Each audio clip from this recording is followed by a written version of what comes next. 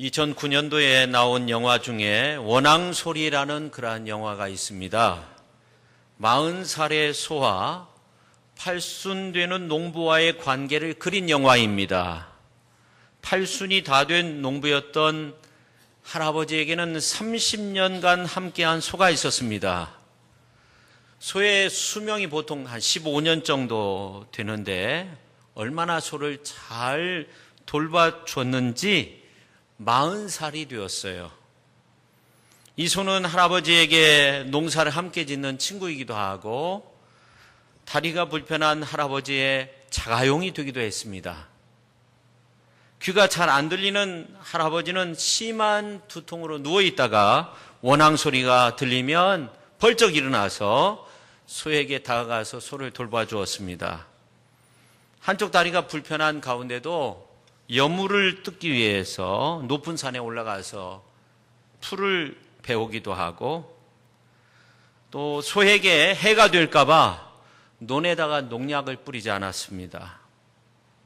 늙은 소도 제대로 걷지 못하면서 할아버지가 가자 하면 벌떡 일어나서 할아버지를 태우고 먼 길을 가기도 했습니다. 이 영화 속에 흐르는 깊은 감동은 8순의 할아버지와 늘 동행하는 소의 어떤 진실함, 그리고 그 소를 돌봐주는 할아버지의 사랑이란 것입니다. 성도 여러분, 우리 인생에 누군가가 나와 동행한다는 것은 정말 행복한 일입니다.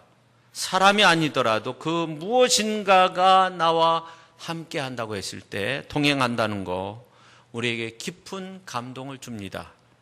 그래서 반려동물, 반려식물 그런 단어가 나왔죠. 이렇게 동물이라도 나와 함께 있어주면 행복한데 만물을 창조하신 하나님께서 나와 함께 한다면 우리에게 얼마나 큰 능력이 되겠습니까? 역사를 주관하시는 하나님이 나와 동행한다면 참으로 능력 있게 우리가 살아갈 수 있습니다. 성도 여러분, 우리가 신앙생활 하는 데 있어서 중요한 두 가지가 있는데 그거는 하나님과의 만남, 그리고 그렇게 만난 하나님과 동행하는 것, 이 두 가지입니다. 이 두 가지는 신앙생활에 있어서 굉장히 중요하지만 만남보다 동행이 훨씬 어렵습니다. 두 남녀가 만나가지고 결혼했어요. 요즘 뭐 송송 커플 그런 보도가 많이 나오잖아요. 두 남녀가 열애 끝에 결혼하게 됐어요. 결혼식 올리고 신혼여행 갔다 왔어요. 이 허니문은 2주를 넘기지 못하죠. 정작 중요한 것은 결혼 생활이에요. 신혼여행에서 돌아와 두 사람이 가정을 꾸리며 삽니다. 근데 당장 음식부터 맞지 않아요. 저도 결혼해서 아내가 찌개를 해왔는데 이건 찌개가 아니라 국이에요. 근데 친정에서는 김치찌개를 그렇게 국처럼 먹었답니다. 그때부터 시련은 시작됐어요. 성격 차이가 많이 나고 가치관, 자라온 환경 이라는 것들이 좀 달랐어요. 다른 가풍으로 인해서 사랑 그 한 가지로 두 사람이 함께 살아간다는 거 쉽지 않았어요. 저는 결혼 반지는 끼고 다닌다는 게 참 힘들더라고요. 세면장에 놓고 잊어버릴까 봐 조심스러웠는데 결혼 반지는 결혼하면 반드시 끼고 다녀야 한다는 거예요. 근데 이제 살다가 보니까 어느 순간에 마음이 잘 맞고 생각이 맞고 좀 하나님께서 보내주신 반려자이다 그런 생각을 하게 되었습니다. 근데 많은 가정이 여러 면에서 어떤 혼란과 충돌을 겪게 되죠.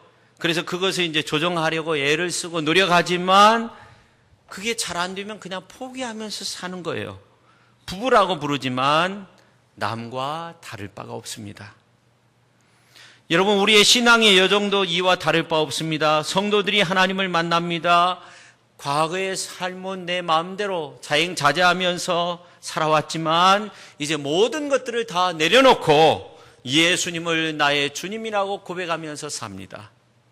그분은 능력이 많으신 온 우주 만물의 창조주이시고 지금도 만물을 조성하시고 이끄시는 섭리자이실 뿐만 아니라 모든 것을 다스리는 분이 되십니다.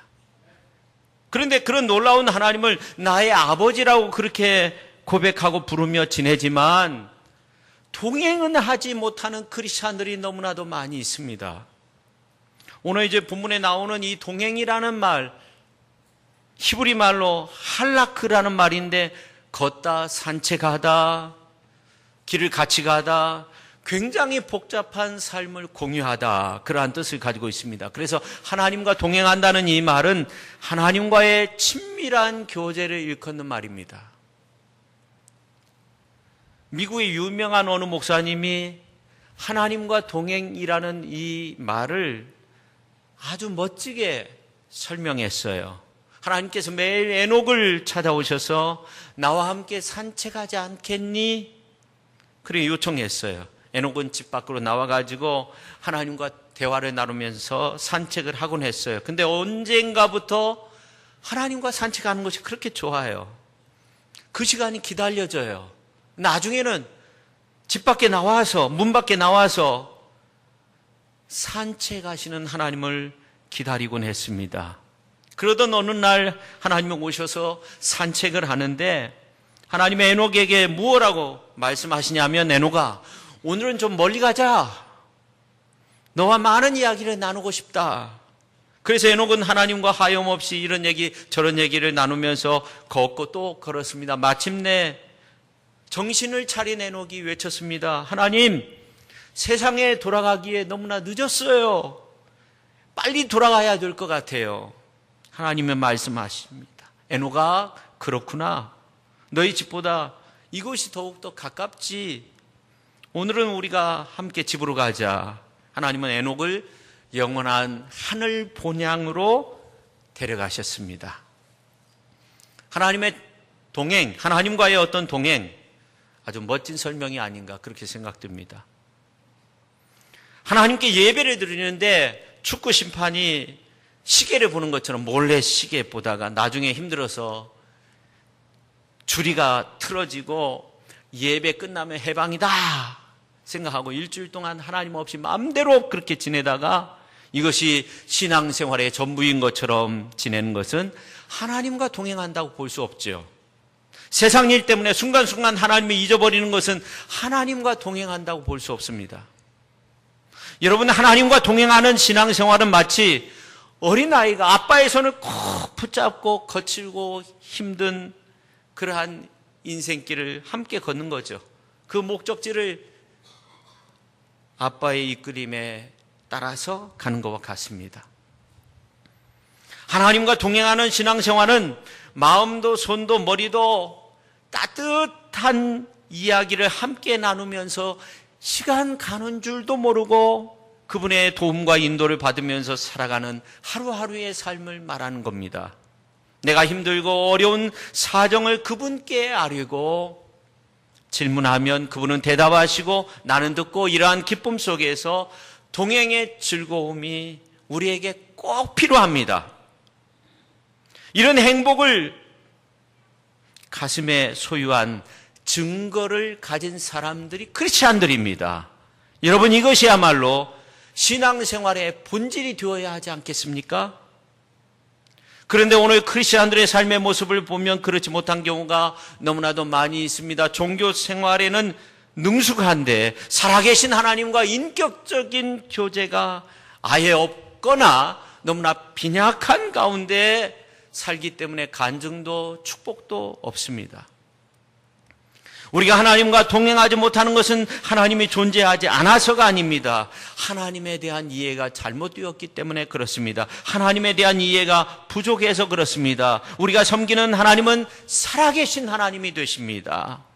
그분은 무엇보다도 우리와 함께 교제하기를 원하십니다. 동행하기를 원하십니다. 오늘 말씀이 기록된 창세기 5장에 있는 말씀을 보면 아담 때부터 노아 때까지 10대에 걸친 신앙의 조상들의 역사가 나옵니다. 수많은 사람들이 있었겠지만 창세기 기자는 10명 정도 선별해서 소개하고 있습니다. 근데 그 소개가 너무나도 단순합니다. 낳고 살고 죽었더라. 좀 더 정확히 말씀드리면 아무개는 몇 세에 누구를 낳고 몇 년간을 살면서 자녀를 낳았으며 몇 세에 죽었더라. 그렇게 말씀하고 있습니다. 한마디로 인생이 죽는다는 거죠. 언젠가는 죽게 된다는 겁니다. 어떤 자매님이 필사의 노력 끝에 10년 만에 남편을 이끌고 교회에 왔어요. 교회 한 번만 가자고 그렇게 요구해가지고 겨우 교회에 왔어요. 10년 만에 왔기 때문에 우리 남편이 오늘 말씀을 통해서 예수님을 영접해야 될 텐데 막 간절히 기도하면서 말씀을 듣는데 그날따라 목사님의 설교 본문이 창세기 5장이었어요. 목사님께서 설교하는데 설교 내용이 뭐냐면 인생은 낳고 죽고 한다는 거예요. 아주 리얼하게 그렇게 설교를 하세요. 이 자매님은 너무나 낙심이 됐어요. 속으로 망할 놈, 지난주에 교회 나왔으면 은혜 받을 텐데 하필이면 오늘 이렇게 나왔느냐, 망했어. 안타까워하고 있는데 불신자인 남편이 예배를 마치고 집으로 돌아가면서 숙연해진 모습 속에서 내가 예수님을 믿겠다는 겁니다. 깜짝 놀랐어요. 웬일이냐고 그렇게 물어보니까 사람이 다 죽는다는 것을 오늘에야 알았다는 겁니다. 그래서 예수님 믿겠다는 겁니다. 얼마나 좋은지 날아갈 것만 같아요. 여러분 인생이 그런 겁니다. 이 땅 안에서 살다가 때가 되면 죽는 거죠. 근데 에녹은 달랐어요. 어떻게 달랐냐면 오늘 이제 그 창세기 5장 21절에서 24절에 있는 말씀을 보면 알 수 있는데 에녹은 300년 동안 하나님과 동행하며 자녀를 낳았어요. 그뿐만 아니라 놀라운 것은 자녀를 낳고 살다가 죽은 것이 아니라 죽음을 보지 않고 옮겨갔어요.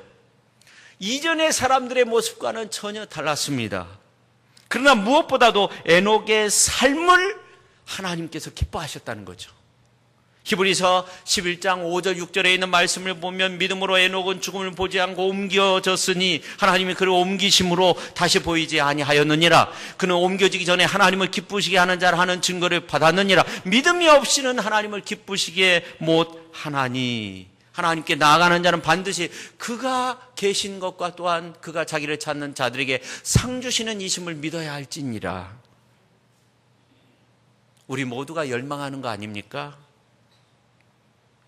런던에 웨스트민스터 채플이 있는데 캔맨 몰간이라는 목사님이 아주 오랫동안 목회를 하셨어요. 근데 목회하면서 이분의 가장 큰 즐거움은 뭐냐면 저녁마다 사랑하는 딸의 손을 꼭 붙잡고 이 런던의 공원을 함께 걷는 것이었습니다.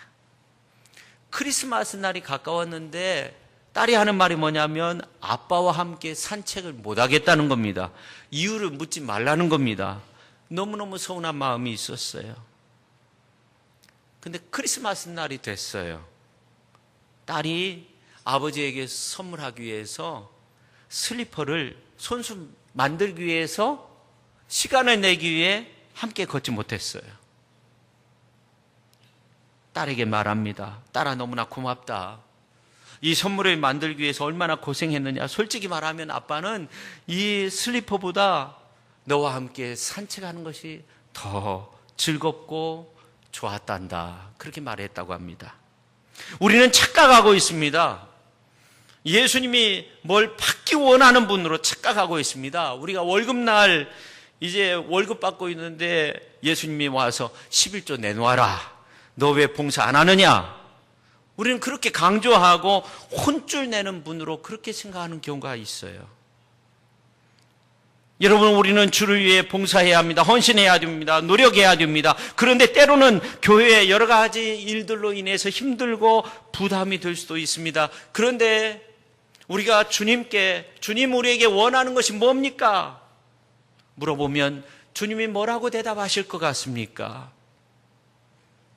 네가 나를 위해서 일하는 것도 좋지만, 내 피로 세운 교회를 위해서 봉사하는 것도 좋지만, 나에게 있어서 더욱더 큰 행복은 너와 함께 하는 것이다.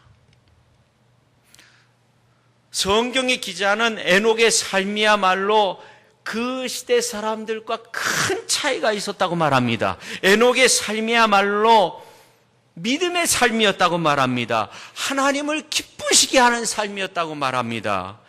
그런데 그 삶은 하나님과 동행하는 삶이었습니다. 그래서 오늘 우리가 함께 살펴보려고 하는 것은 에녹이 300년 동안 하나님과 동행했다고 하는데, 그런 믿음의 삶이야말로 하나님을 기쁘시게 하는 삶인데, 하나님과의 동행 과연 어떻게 가능하느냐 하는 겁니다. 첫째, 인격과 성품이 일치해야 됩니다. 영국의 한 신문사에서 이색적인 공모를 했어요. 서쪽에서 동쪽에는 런던까지 가장 빨리 가는 방법이 무엇냐? 어떤 사람은 비행기를 이용해서, 어떤 사람은 기차를 이용해서, 어떤 사람은 스포츠카를 타고. 1등이 뭐냐면 친한 친구와 함께 걷는 거라는 거죠. 동행하는 거. 이 동행의 중요성을 말했습니다. 영국의 빅토리아 여왕은 이따금 예고 없이 백성들의 집을 찾아가서 음식을 먹고 대화를 나누었습니다. 하루는 혼자 지내는 아주 독실한 크리스찬의 자매의 집에 들어가서 많은 이야기를 나누면서 이런 질문을 했습니다. 당신의 집을 방문했던 사람 가운데 가장 명예로운 사람은 누굽니까? 예, 바로 당신입니다. 여왕이십니다. 근데 이 여왕은 예수님이라고 그렇게 대답할 줄 알았어요. 그래서 다시 물었어요. 제가 아니라 예수님이 아닐까요? 아닙니다. 예수님은 제게 결코 손님이 아닙니다. 예수님은 저와 항상 동행하시는 제 삶의 주인이 되십니다. 그렇게 대답했다는 겁니다. 우리 지역의 동장님이 지난 금요일에 정년이 돼가지고 은퇴 발령이 나셨어요. 발령이 나신 그날 오후 늦게 교회로 저를 찾아오셨어요. 목사님이 기도해 주시고 어려울 때마다 도와주셔서 제가 오늘부로 발령이 나가지고 공직 38년 동안 아무런 어려운 일 없이 이렇게 잘 마무리하게 되었습니다. 저는 너무너무 감사했어요. 그래서 이런 얘기 저런 얘기 하려고 하는데 이분이 갑자기 가시겠다는 겁니다. 그 말씀하시고. 손님은 잠깐 계시다가 가는 거죠. 근데 예수님까지 손님이 되면 안 되죠. 예수님은 언제나 우리와 함께 계셔야 됩니다. 여러분 잘 아는 이야기가 있죠. 고난받던 크리스찬이 꿈을 꾸었는데 넓은 바닷가에 주님과 함께 걷는 모습이 보여요. 주님의 말씀대로 지난날 그림처럼 그 모습이 스쳐가는데 두 사람의 발자국이 나타나는 거예요. 근데 아주 심각하게 어려움을 당했을 때 그때는 이상하게 발자국이 하나였어요. 불평조로 물었습니다. 주님, 제가 저 때 참 어려웠는데 주님이 같이 가시겠다고 했는데 왜 발자국이 하나입니까? 그때 예수님은 어디 계셨습니까? 그때 저는 정말 힘들었습니다. 나란히 걷고 계시던 예수님은 웃으시면서 사실 말이지 그때 너가 너무나 힘들 것 같아서 내가 너를 업고 갔어. 여러분 히브리서 13장 5절 하반절에 있는 말씀을 보니까 이런 말씀이 나와 있어요. 내가 결코 너희를 버리지 아니하고 너희를 떠나지 아니하리라. 너희를 버리지 않겠다는 거예요. 결코 떠나지 않겠다는 것입니다.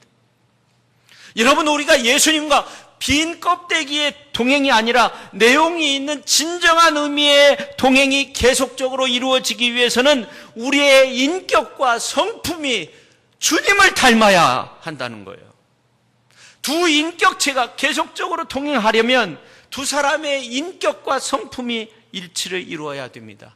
습관, 무슨 취미 달라도 부부가 함께 지낼 수 있어요. 그러나 인격과 성품이 전혀 다르면 동행하기가 어려운 거죠. 그러니까 우리가 하나님과 동행하기 위해서 먼저 알아야 할 것은 하나님 아버지의 속성을 알아야 되는데, 하나님 아버지의 맨 첫 번째 속성이 무언가, 가장 중요한 속성이 무언가 하면은 레위기서 11장 45절에 나와 있는데요. 먼저 역사적 진술이 나와요. 나는 너희 하나님이 되려고 너희를 애굽 땅에서 인도하여 낸 여호와다. 그렇게 말하면서 내가 거룩하니 너희도 거룩할지어다. 그렇게 말씀하고 있습니다. 우리 같이 한번 하겠습니다. 내가 거룩하니 너희도 거룩할지어다. 할렐루야. 우리가 그냥 대충 종교생활 하려면 뭐 상관없어요. 왔다 갔다 하면 문제되지 않습니다. 그러나 내용이 있는 신앙의 모습을 지니기 위해서 이 말씀을 기억해야 됩니다. 링컨이 남북전쟁할 때 전세가 분리한 적이 있었어요. 부관들이 와가지고 이 전쟁은 하나님의 저주입니다. 하나님이 우리 편에 계시지 않으니까 휴전합시다. 재촉을 해요. 링컨이 말했습니다. 유명한 말이죠. 하나님이 우리 편에 계신가 묻지 말고 우리가 하나님 편에 서 있는지 확인하십시오. 우리가 하나님 편에 서 있기만 하면 이 전쟁은 반드시 우리가 승리합니다. 하나님이 우리 편에 계신가 묻지 말고 우리 자신을 점검해 봐야 된다는 거예요. 우리가 하나님 편에 있는가? 우리가 하나님 편에 있으면 이 전쟁에서 승리하게 된다는 거예요. 하나님이 나와 함께 하시는가? 하나님이 지금 내 편이 계시는가? 이것이 중요한 것이 아니라 내가 하나님 편에 서 있는가? 이것이 중요하다는 말씀입니다. 그렇습니다. 에녹과 같이 우리가 거룩하기 위해서 몸부림을 친다면 얼마든지 주님과 함께 할 수 있어요. 여러분, 에녹이 살던 시대가 어떤 시대였어요? 우리가 한 사람의 신앙을 이해하기 위해서는요, 그 시대 상황을 알아야 됩니다. 창세기 5장에 보면 그 시대의 상황을 짐작할 수 있는데, 라멕이라는 사람이 나오죠. 라멕이 얼마나 타락한 사람입니까? 노아가 나오죠. 노아 시대 얼마나 사람들이 타락했습니까? 근데 유다서 1장 14절 15절에 있는 말씀을 보면 당시의 상황을 더욱더 잘 알 수 있는데, 그 중에 15절에 있는 말씀을 보면은 경건하지 않다라는 이 말이 몇 번 나오냐면 4번 나옵니다. 그러니까 에녹의 시대가 한마디로 말하면 경건하지 않은 시대였다. 경건치 않은 사람들이 대부분이었다는 거죠. 여러분, 경건치 않다는 말을 간단하게 설명하면 하나님이 없다는 이런 생각이 지배하고 있었던 때라는 말입니다. 한 번은 사단이 졸개들을 어느 동네로 보냈어요. 사람들에게 하나님이 없다는 생각을 집어넣어주라 하는 것이었습니다. 보냈는데 바로 돌아온 거예요. 왜 이렇게 일찍 왔느냐? 그래 물었답니다. 사람들이요, 하나님이 있다고 떠드는데 그 삶을 보니까 하나님 없는 것처럼 살더라는 거예요. 그래서 고민하지 않고 돌아왔다는 겁니다. 이 땅에 얼마나 많은 크리스찬들이 있습니까? 수많은 사람들이 하나님이 살아계신다고 떠들고 있지만 그 삶의 내용을 보면 하나님을 인정하지 않는 그런 삶이 우리 시대를 지배하고 있다는 겁니다. 에녹 시대도 마찬가지였습니다. 하나님이 사람 지은 것을 후회하시고 물로 세상을 삭쓸이 하겠다고 노아에게 예고한 시대가 에녹이 무두셀라를 낳고 얼마 안 되어서였습니다. 에녹이 살았던 시대는 하나님이 사람 지으신 것을 후회한 그런 시대였다는 겁니다. 근데 놀라운 건 뭡니까? 이렇게 타락한 시대 속에서 에녹은 하나님과 동행했다는 겁니다. 그러면 에녹이 어떻게 하나님과 동행할 수 있었겠습니까? 중요한 것은 에녹은 처음부터 하나님과 동행한 것이 아니었다는 겁니다. 창세기 5장 21절 22절에 있는 말씀을 보면 에녹은 65세 이전까지는 다른 사람들이 살았던 방식대로 똑같은 일상적인 삶을 살았습니다. 그런데 65세가 되던 어느 날 아내가 무드셀라를 낳았어요. 어떻게 낳았는지는 성경에는 잘 안 나와 있어요. 근데 그때부터 하나님과 동행하는 결정적인 계기가 마련되었어요. 이 사실을 오늘 본문은 은연중에 부각시키고 있습니다. 에녹은 65세에 무드셀라를 낳았고 무드셀라를 낳은 후 300년을 하나님과 동행하며 자녀를 낳았으며 그렇게 말씀하고 있습니다. 성도 여러분, 구약 성경에 나오는 사람들의 이름의 뜻을 보면요, 그 시대상도 알 수 있고요, 그 사람의 어떤 삶의 태도이라는 것도 알 수 있어요. 그래서 많은 성서학자들은 에녹이 하나님과 동행하는 계기가 무드셀라라는 그 이름에 담겨져 있을 것이다, 그렇게 봅니다. 우리가 성경 퀴즈할 때 항상 등장하는 이름이 무드셀라. 인류 가운데 가장 오래 산 사람이 누굽니까? 무드셀라.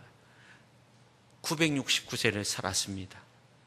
근데 그 이름의 뜻은 창을 던지는 사람, 창을 던지는 사람. 옛날에 이제 마을과 마을, 어떤 부족끼리 싸울 때 어느 마을을 정복하기 위해서는요, 그 마을 입구에 창을 들고 서 있는 사람을 무찔러야 했어요. 그 창을 들고 있는 사람이 무드셀라인데 이 창을 던지는 사람을 넘어가야만이 그 마을에 들어설 수 있는 겁니다. 골리앗과 같은 그런 존재죠. 이스라엘 백성들에게 있어서 눈에 가시죠. 적들은 저자가 없으면 우리는 이 마을을 정복할 수 있을 텐데 그렇게 생각합니다. 그러니까 무드셀라라는 이름에는 그가 죽으면 심판이 온다, 그를 넘어서면 심판이 온다, 그런 의미가 있는 겁니다. 다시 말해 에녹이 65세에 무드셀라를 낳고 창 던지는 사람으로 이름을 지은 것은 에녹이 하나님의 경고하심에 경각심을 갖게 된 겁니다. 그래서 그 아들의 이름을 무드셀라라고 지은 거죠. 그래서 성경을 연구하는 학자들은 연도를 계산해 보니까 무드셀라 라멕이라는 사람의 수명이 홍수 심판 때 끊겨졌다는 거예요. 무드셀라를 넘어가니까 심판이 임한 거죠. 에녹은 유다서에 있는 말씀을 보면 타락한 시대 속에서 하나님의 경고하심을 받았습니다. 그래서 65세 때 무드셀라를 낳자마자 65세 때까지 살아오던 삶의 패턴을, 방식을 끊어버리고 하나님과 삶을 깊이 나누는 거룩한 삶을 살기 시작합니다. 다시 말해 에녹은 하나님의 경고하심을 받고 그 시대에 타락한 일상적인 흐름을 65세 때 딱 끝낼 수 있는 결단력이 있었습니다. 그래서 그 결단력이 에녹을 껍데기 신앙이 아니라 위대한 신앙의 위인으로, 내용이 있는 그러한 모습으로 하나님과 동행하는 사람으로, 하나님을 기쁘시게 하는 사람으로, 더 나아가 죽음을 맛보지 않고 하늘나라로 옮겨지는 사람으로 만들었습니다. 그 다음에 두 번째, 아주 긴밀한 교제가 있어야 된다 하는 겁니다. 여러분, 이 하나님이 진짜 좋아하는 것이 뭔지 아십니까? 요한복음서 8장 29절에 있는 말씀을 보면 예수님께서 나를 보내신 이가 나와 함께 하시도다.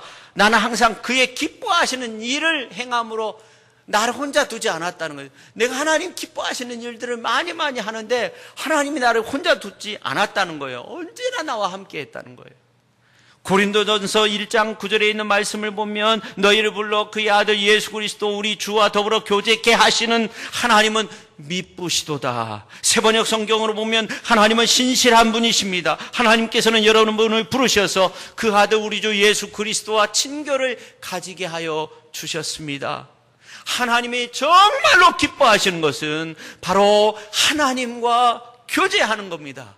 우리가 하나님의 기쁨이 됨으로써 우리가 하나님과 교제할 수 있다는 겁니다. 하나님이 우리와 함께 할 수 있다는 것입니다. 할렐루야.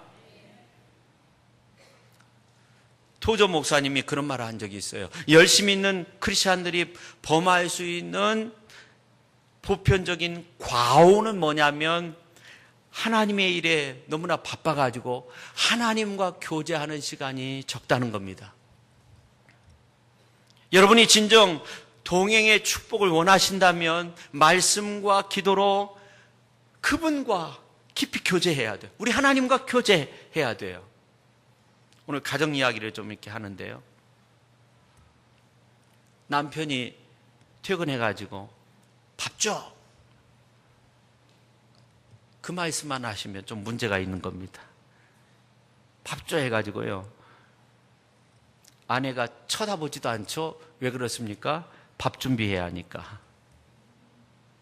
제가 왜 이런 말씀을 드리냐면 우리 가정에서 충분히 소통과 공감이 이루어져야 된다는, 깊이 대화해야 된다는 것, 동행의 축복을 누려야 된다는 것입니다. 여러분, 계란으로 이렇게 요리할 수 있는 것이 굉장히 많다고 해요.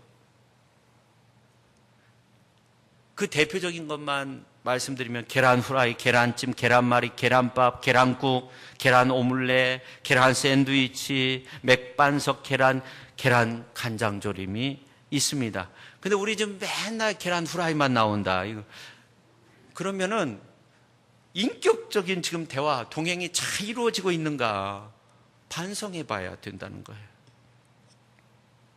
성도 여러분, 진정 하나님과 동행의 축복을 원하신다면 하나님의 말씀 묵상하고요, 하나님 앞에 기도하고요, 하나님과 깊이 교제하면서 살아가실 수 있기를 바랍니다. 목회도 하나님과 깊은 교제가 있어야 됩니다.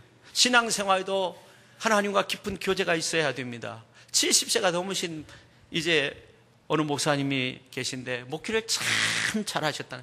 나이가 많이 드셔도 목회를 참 잘하셨는데 이분이 강조하는 것은 뭐냐면 시간의 11조를 하나님 앞에 드리자. 하루 24시간인데 2시간 40분을 하나님 앞에 드린다는 거예요. 교역자들도 성도님들도 함께 드립시다. 성공적인 삶이 되더라는 겁니다.